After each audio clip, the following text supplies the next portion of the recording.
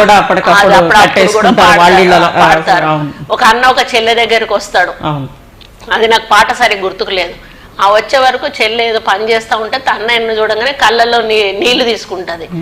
ఏమ్మా ఎందుకు ఏడుస్తున్నావు అని అంటే ఇక ఆమె బాధ చెప్పుకుంటది అన్నట్టు. అంటే అత్త తల్లిగారింటికి కూడా ఆమెను పండక్కి పంపించే పరిస్థితి ఉండదు అన్నట్టు. భర్త దగ్గరికి పోతే అత్తను అడుగు, అత్త దగ్గరికి పోతే మామను అడుగు, మామ దగ్గరికి పోతే వాళ్ళని అడుగు అని ఇట్లా ఉంటది ఆ పాట. అంటే అటువంటి పరిస్థితులు ఉండే వాటిని బట్టి కూడా ఆ రోజు మనకు పాటలు రచించారు.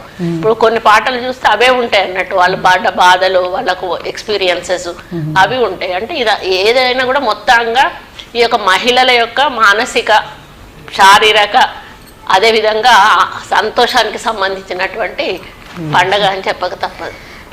మీరు చిన్నప్పటి నుంచి పాడిన ఒక మంచి బతుకమ్మ పాట ఒక 2 లైన్లు చాలు. నాకు మామూలుగా అంటే గుర్తుండవు, నాకు ఇష్టమే పాటలు అంటే కూడా. శ్రీలక్ష్మిని మహిమలు గౌరమ్మ చిత్రమై పోవునమ్మ, గౌరమ్మ చిత్రమై పోవునమ్మ, భారతీ సతివయ్యు బ్రహ్మ కిల్లాలివై, పార్వతీ దేవివై పరమేశ్వరాలివై, పరగ శ్రీలక్ష్మివయ్యు గౌరమ్మ భార్యవైతి విహరునికి. కానీ సురేఖ గారు, మీ నేపథ్యం చూస్తే ఉద్యమాల నుంచే వచ్చిన నేపథ్యం కదా, అప్పుడు ఉద్యమ పాటలు కూడా బతుకమ్మ పాటలుగా పాడేవాళ్ళు కదా, మీరు కూడా అలా పాడిన రోజులు? లేదండి, నేను మా హస్బెండ్ ఉన్నారు, మా ఆయనతో అంటే పెళ్ళైనాక కానీ అప్పటికే ఆయన మానేశారు కాబట్టి నాకు అవి ఆ పక్క. కానీ తెలంగాణలో అనేక ప్రాంతాల్లో ఉద్యమ పాటలు కూడా బతుకమ్మ సాయుధ పోరాటం సమయంలో కానీ అనేక సందర్భాల్లో ప్రశ్నించిన రోజులు. తర్వాత తెలంగాణ రాజకీయాల్లో కొండా సురేఖ గారు అంటేనే ఒక బ్రాండ్. ఫస్ట్ నుంచి కూడా చాలా నిర్మోహమాటంగా, నిక్కచ్చిగా మీరు ఏదైనా కానీ ప్రశ్నిస్తారు ఉంటారు. అలాంటిది కాంగ్రెస్ పార్టీలో ఎంతో మంది ఉన్నారు. మీ టైంలో అయితే దాదాపు మహిళా మంత్రులు హైయెస్ట్ ఉన్న ప్రభుత్వంలో మీరు ఉన్నారు, 6 మంత్రులు ఉన్నారు, అంతకు ముందు కూడా ఉన్నారు. కానీ కవిత వచ్చినాకే బతుకమ్మ అనేది రాష్ట్ర వ్యాప్తంగా ఒక ఉద్యమం లాగా వచ్చి అందరూ కూడా మళ్ళీ బతుకమ్మలు పట్టుకున్నారు. అంతకు ముందు అంతా సంస్కృతి మరుగున పడిపోయింది అంటారు. చెప్పాలా, ఇప్పుడు బతుకమ్మ అంటే కోలాటము, చప్పట్లు, ఇట్లా జంట కోలాటం అనేస్తారు, ఇట్లా తిరుగుతా, అట్లాంటి వాటితోటి పాటలు పాడుకుంటూ చేసేవాళ్ళు. ఈ రోజు పూర్తిగా వెస్టర్న్ కల్చర్, డీజే కల్చర్, పాటలు కూడా డీజే స్టైల్లో ఉంటున్నాయి, ఆ ఆటలు కూడా డీజే స్టైల్లో ఉంటున్నాయి. అంటే ఏజ్ తో సంబంధం లేకుండా స్టూడెంట్సే కాదు, మిడిల్ ఏజ్ వాళ్ళు కూడా ఈరోజు డీజేలు పెట్టుకొని డాన్స్లు వేస్తున్నారు లిటరల్ గా. అంటే మొత్తంగా బతుకమ్మ సంస్కృతిని తిరగరాసింది ఆమె. అసలు ఉండాల్సిన బతుకమ్మ ఈరోజు లేదు, బతుకమ్మ ఆట అనేది లేదు. అది సాంప్రదాయబద్ధంగా చేసుకోవాల్సిన కార్యక్రమం. కానీ ఇది ఎట్లా అంటే ఫోక్ సాంగ్స్ కు కానీ ఎగిరినట్టు, వెస్టర్న్ సాంగ్స్ కు కానీ ఎగిరినట్టుగా ఆ డాన్సులు వేయడం అనేది అది చాలా బాధాకరం. బతుకమ్మని ఎవరు మర్చిపోలేదండి, ఈమె గుర్తు చేయడానికి. బతుకమ్మ పండుగ అనేది కొనసాగుతూనే ఉంది. కాకపోతే ఆమె దీనికి ఏంటంటే అడిషనల్ గా ఈ డీజే డాన్సులు ఒక్కటి నేర్పించింది. అది ప్రపంచవ్యాప్తంగా కోలాటాలు అవన్నీ మర్చిపోయి డీజే డాన్సులు ఒక్కటి నేర్చుకున్నారు. దానికి పేటెంట్ కవిత అని చెప్పగలుగుతాను నేను. ఇక జనరల్గా బతుకమ్మ సందర్భంగా, బతుకమ్మ అంటేనే ఆడబిడ్డ బతుకు కోసము లేదా సమాజం బతుకు కోరే బతుకమ్మ పండగ. బతుకమ్మ సందర్భంగా ఏంటంటే ప్రభుత్వ నినాదం ఏంటి ఈసారి? ప్రభుత్వం అని అంటే ఇదే చెప్తుంది, ఇదే ఫస్ట్ బతుకమ్మ, రెండో బతుకమ్మ. మొదటిసారి మనం మామూలుగానే వాళ్ళు ఆడుకున్నారు. అంటే అందరికీ కూడా నేను కార్పొరేషన్ వరంగల్, మేము కలెక్టర్లను, కమిషనర్ని అందరినీ కూర్చోబెట్టి ఎక్కడెక్కడైతే ఆడతారో అక్కడ అన్ని రకాల సౌకర్యాలు మహిళలకు కల్పించాలి. శాంతి భద్రతలు అంటే ఎక్కువ జ్యువెలరీ పెట్టుకొని వస్తారు.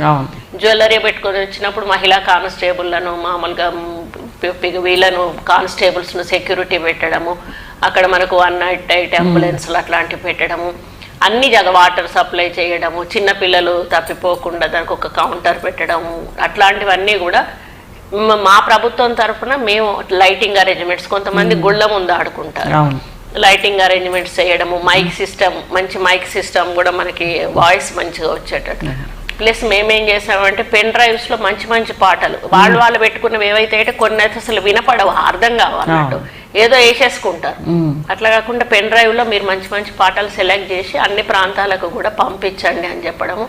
అదేవిధంగా ఏ రోజు ఆడిందో ఆ రోజు తీసేసేయాలి అక్కడ నుంచి. మళ్ళీ తెల్లారొచ్చి మళ్ళీ గుడి ముందు ఆడుకోవాలంటే గుడి అక్కడ క్లీన్ గా ఉండాలి. ఇవన్నీ కూడా ప్రభుత్వం నుంచి మేము చేయాల్సిన కార్యక్రమాలు. అవన్నీ కూడా మేము మా వరంగల్లో మేము ఆదేశాలు ఇచ్చాము. రాష్ట్ర వ్యాప్తంగా కూడా ప్రభుత్వం నుంచి కలెక్టర్స్కి కానీ కమిషనర్స్కి కానీ సిపిస్కి కానీ సర్క్యులర్స్ వెళ్తాయి తప్పకుండా, వాళ్ళు వచ్చే వాళ్ళకి ఇబ్బంది కాకుండా ఉండదు. ఎందుకంటే క్రౌడ్ థౌజండ్స్ ఆఫ్ పీపుల్ అంటే ఇప్పుడు మీరు పద్మక్షమ గుట్టకు ఒకసారి వచ్చారనుకోండి, అసలు మనుషులే తప్పితే ఏమీ కనపడదు అక్కడ. ఇట్లా మనుషులు ఇట్లా ఒక వరదలాగా వెళ్ళిపోతూ ఉంటారు. ఫారినర్స్ కూడా చాలా మంది పద్మక్షమ గుట్ట దగ్గరికి షూట్ చేసుకోవడానికి వస్తారు. అది చాలా బాగుంటది అక్కడ. కాబట్టి మా వరంగల్ అసలు మొత్తం కలకలలు ఆడిపోతుంది. ఎక్కడ చూసినా కూడా అన్ని వన్ వే పెట్టేస్తారు, ట్రాఫిక్ డైవర్ట్ చేస్తారు. వాళ్ళకి ఎక్కడ కూడా ఇబ్బంది కలగకుండా ఎక్కడెక్కడ ఆడుతున్నారో అక్కడెక్కడ కూడా వాళ్ళకి ఇబ్బంది కలగకుండా మంచి బందోబస్తు చేసి మంచి వాళ్ళకి అంటే హ్యాపీగా ఆడుకొని వెళ్ళేటట్టుగా ఏర్పాట్లు చేయడం జరుగుతుంది. జనరల్గా మీరు అన్నారు ఆడబిడ్డల కష్టాలు, ఇళ్లలో ఉన్న సమస్యలు అవి కూడా అక్కడ బతుకమ్మ పాటలుగా పాడుకుంటారు, ఒకళ్ళకొకళ్ళ పాటల రూపంలో బాధను వెళ్ళగక్కుంటారు.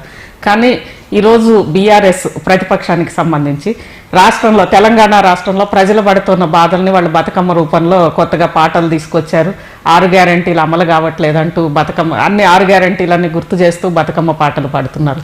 దాన్ని ప్రభుత్వం ఎలా చేస్తుంది? కళ్ళున్నా చూడని గుడ్డి వాళ్ళు, చూడలేని గుడ్డి వాళ్ళు, చెవులున్నా వినలేని చెవిటి వాళ్ళు ఈరోజు బీఆర్ఎస్ వాళ్ళు. వాళ్ళకి కనిపిస్తుంది మేము ఏం చేస్తున్నామో, వాళ్ళకి కనిపిస్తుంది, వాళ్ళ క్యాడర్కు కూడా తెలుస్తుంది. ఎందుకంటే వాళ్ళకు కూడా పోతున్నాయి. ఈరోజు ఇంత సైలెంట్గా ఎందుకు ఉంది అంటే మేము ఇచ్చిన పథకాలు బయటకు రాకుండా ఎక్కువ మంది పథకాలు పొందిన వాళ్ళు టీఆర్ఎస్ వాళ్ళు.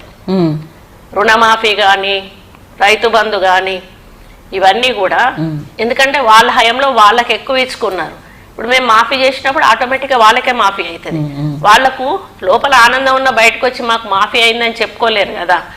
అందుకని అది కొంత మాది బయటికి ఎక్కువ ఎక్స్పోజ్ అవ్వలేదు. ఇన్ని కోట్ల రూపాయలు చేసినా కూడా, 1000 కోట్ల రూపాయలు. ఎందుకంటే టీఆర్ఎస్ వాళ్ళే లబ్ధిదారులు ఉన్నారు అందులో. ఇప్పుడు ఈరోజు ఇండ్లు కూడా వాళ్ళే హ్యాపీగా ఉన్నారు. ఇప్పుడు టీఆర్ఎస్ వాళ్ళకు కూడా ఇండ్లు ఇస్తున్నాము, కానీ వాళ్ళు వచ్చి మైక్ ముందర చెప్తారు మాకు టీఆర్ఎస్ వాళ్ళమైనా మాకు ఇండ్లు ఇస్తారు అని చెప్పేసి.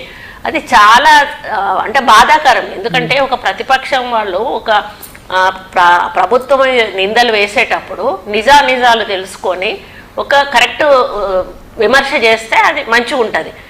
ఏదైనా చేస్తాం విమర్శ, మేము చేసిన విమర్శ వాళ్ళు ప్రభుత్వం మీద వేస్తాము అని అంటే అది కరెక్ట్ కాదు.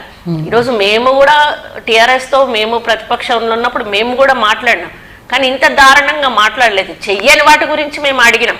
ఇప్పుడు మీరు మూడు ఎకరాల భూమి ఇస్తా అన్నారు, ఇయ్యలేదు. 3000 నిరుద్యోగ భృతి ఇస్తా అన్నారు.